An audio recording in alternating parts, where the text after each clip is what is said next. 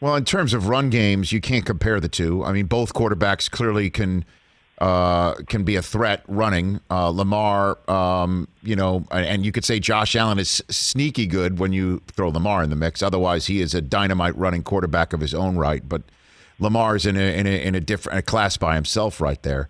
But my concern is for the Bills coming into the postseason. I mentioned, and I got some blowback from Bills Mafia as is their want.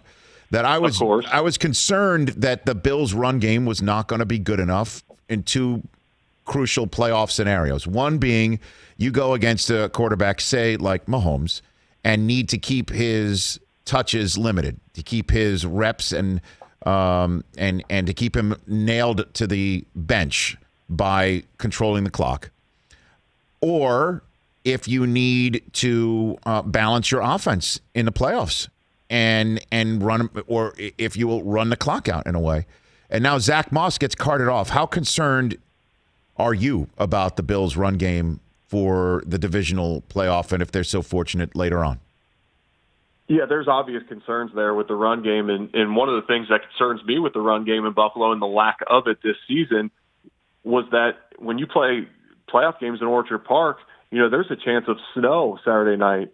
I know what a chance of snow in Western New York means. There's a chance of lake effect snow. And then what are you going to do if you don't have your ground game and you're going against Baltimore, who's got the number one rush offense in the league? So, Zach Moss being out, the rookie out of Utah, he's their thumper back. They have Devin Singletary, who had a really good rookie season last year, and he's been effective in spots this year. He's over 4 yards a carry on the season, but last year he was super effective when he got touches over 5 yards a carry. So, they need production out of Devin Singletary when they give him the football. But make no bones about it, this is a passing-based offense. The Buffalo ran 4 wide. The Buffalo Bills, I never thought I'd say the day. The Buffalo Bills led the league in 4 wide receiver formations this year in the amount of times they did it.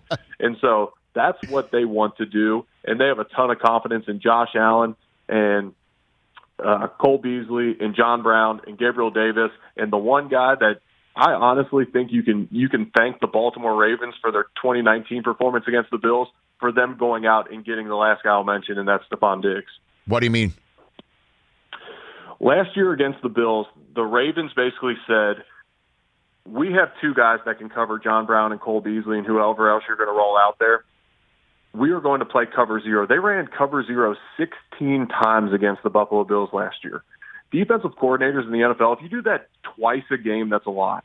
They did it 16 times. So for the listeners at home, that means there's no safety at all. Everybody's manned up across the board, and you just blitz everybody else and say, you can't make an accurate throw, and you don't have a receiver that can beat us in time before that extra guy gets home. Now, when defensive coordinators do that, they know there's a risk because you can give up a touchdown on any play that you're on cover 0. A guy misses a tackle on the outside, and it's literally a touchdown. They did it 16 times against the Bills last year, and it worked. They crushed Josh Allen. He only had 146 yards in the whole game. He got sacked 5 times. He threw a pick. He had a fumble as well.